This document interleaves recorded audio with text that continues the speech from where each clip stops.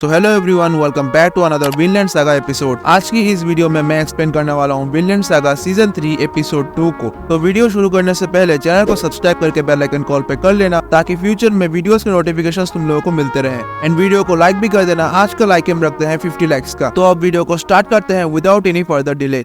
तो episode 2 start होते ही हम देखते हैं लीफ और उसके साथी बोट में ट्रैवल कर रहे होते हैं। तभी किसी को नोटिस होता है कि बोट में कोई तो छुपा हुआ है। तभी एक राइस बैग में छुपा हुआ इंसान भागने लगता है एंड बोट में उसको पकड़ने के लिए अफरा तफरी मच जाती है। जब वो लोग उस पर्सन को पकड़ते हैं तभी उस बैग से एक लड़की निकलती है एंड ऊपर जाके एक रोप को पकड़ लेती है। तभी वो लड़की लीफ से कहती है कि वो झूठा है, कि लीफ ने उसको प्रॉमिस किया था कि वो कंट्री के बाहर उसको लेकर जाएगा। देन एक आदमी लीफ से पूछता है कि तुमने क्या ऐसा कोई प्रॉमिस किया था? देन लीफ बोलता है कि मैंने ऐसा कुछ तो नहीं कहा था। देन लीफ गुडरीड से बोलता है मैंने कहा था कि मैं तुमको बाहर लेकर जाऊंगा जब तुम बरी हो जाओगी, लेकिन वो बोलती है कि मुझे अभी जाना है। देन एक पीछे खड़ा हुआ आदमी लीफ से बोलता है कि ये तुम्हारी गलती है क्योंकि तुम हर विलेज में जाके अपने ट्रैवलिंग स्टोरीज के बारे में बताते हो। Travelling stories to Vinland. तुम एक बच्चे की क्यूरियोसिटी को इसके लिए ब्लेम नहीं कर सकते। देन लीफ चिड़चिड़ा होकर बोलता है कि अच्छा ये मेरी गलती है। देन गुडरीड बोलती है कि वो जानती है क्या होता है जब एक लड़की बरी हो जाती है, उसको शादी करवा दी जाती है एंड एक घर में बंद कर दिया जाता है। मेरी माँ ने मुझे कहा था कि मेंस का काम होता है शिप में राइड करना एंड वुमेन्स का प्रॉपर काम होता है अपने होम को प्रोटेक्ट करना। एंड ये सुनकर लीफ बोलता है कि इसमें क्या गलत है,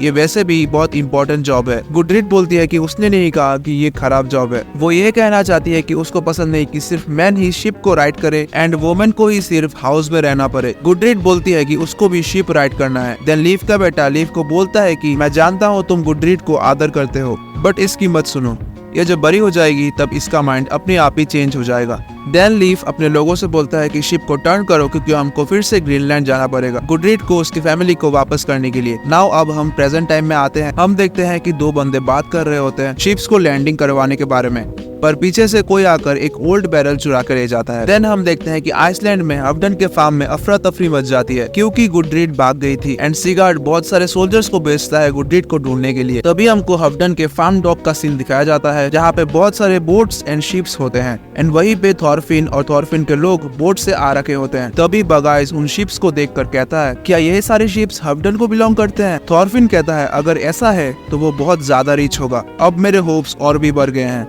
बट लीफ दूर से ये कहते कहते आ रहा होता है सैडली तुम जो सोच रहे हो वो नहीं है, असल में हफडन के बेटे सिगार्ड की शादी है एंड उस शादी के इनवाइटेड लोगों के ये सारे शिप्स हैं। तब थॉरफिन कहता है कि अच्छा तब तो ये खुशी का दिन है। तब एनर थॉरफिन से पूछता है कि पैसा मांगने के लिए ये मैरिज तुम्हारे प्लान में कैसे फिट होगा? थॉरफिन कहता है कि हफडन आज एक अच्छे मूड में होगा तो हम सबको मिलकर हफडन को एक गिफ्ट ऑफर करना चाहिए। देन थॉरफिन कह रहा होता है कि मैंने तो सुना है कि हफडन एक डरावना और टॉर्चर करने वाला इंसान है, बट विलेज को देखकर ऐसा तो नहीं लग रहा। देन लीफ कहता है वो ऐसा इंसान है जिसके खिलाफ गुड और बैड रूमर्स दोनों ही फैलते हैं। थॉरफिन क्वेश्चन करता है बैड रूमर्स वो कौन से हैं? लीफ कहता है जब एक फार्म एक बड़े ट्रबल में गुजर रहा होता है तब हफडन जाकर उस फार्म को एक ग्रेट डिस्काउंट में बाय कर लेता है बिना कोई फोर्स लगाकर अनसेवियर तरीके से। देन थॉरफिन पूछता है और गुड रूमर्स कौन से हैं? लीफ कहता है कि जो फार्मर्स को वो टेनेंट्स के रूप में रखता है उनके पास एक प्रॉपर लिविंग होता है। ओके, यहाँ पे जिन जिन लोगों को नहीं पता कि टेनेंट्स का मतलब क्या है, तो टेनेंट्स का मतलब है रेंट दे के रहना।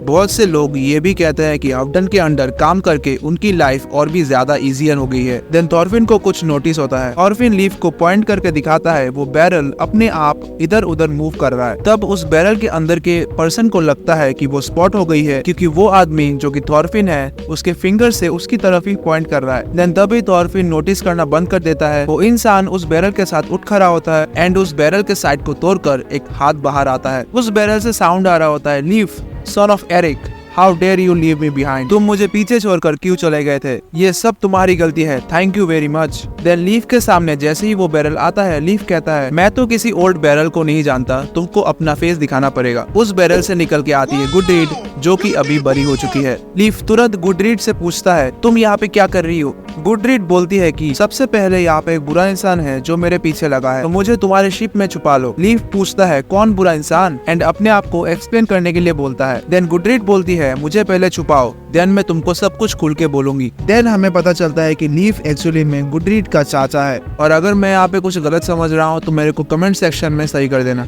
एनआर कहता है बट गुडरीड तो बहुत ही यंग है एंड मुझे नहीं लगता कि वो 20 साल की भी होगी। एंड देन हम देखते हैं एक पूरे पेज में गुडरीड और लीफ बहस कर रहे होते हैं और फिर लीफ बोलता है एक वोमन सेलर नहीं बन सकती, सिर्फ मैन ही शिप राइड कर सकते हैं एंड वोमन घर को प्रोटेक्ट करती है और ऐसे ही दुनिया चलती है। थॉरफिन, एनार और बगाइस को कुछ समझ नहीं आ रहा होता है तो इसलिए वो कुछ नहीं करते।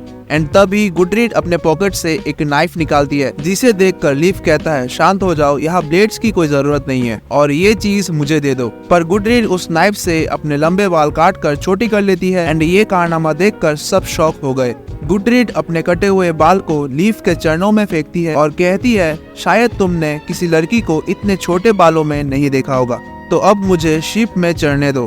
पीछे से गार्ड्स की आवाज सुनते ही गुडरीड दौड़कर शिप की तरफ जाने लगती है छुपने के लिए और तभी उसका पैर फिसलता है और वो धड़ाम करके सर के बल नीचे गिरती है और वो बेहोश हो जाती है। तभी सीगार्ड को उसका एक गार्ड पॉइंट करके दिखाता है कि गुडरीड वहाँ पे है और सीगार्ड देखता है कि कुछ लोग गुडरीड को घेर के खड़े हुए हैं एंड सीगार्ड सोचता है कि ये सब गुडरीड के साथ क्या कर रहे हैं। तो यहाँ पे ही एपिसोड 2 खत्म होता है। आई होप तुम लोगों को वीडियो देखने में मजा आया होगा और नेक्स्ट एपिसोड कब आएगा मैं उसका अपडेट तुमको इंस्टाग्राम या डिस्कॉर्ड पर दे दूंगा, तो जाके फॉलो कर लेना, लिंक नीचे डिस्क्रिप्शन में है। अगर वीडियो अच्छी लगी तो वीडियो को लाइक करो, चैनल में नए हो तो चैनल को सब्सक्राइब करके बेल आइकन कॉल पे कर लेना। मैं मिलूंगा तुम सबसे किसी और वीडियो में, तब तक के लिए गुड बाय एंड पीस।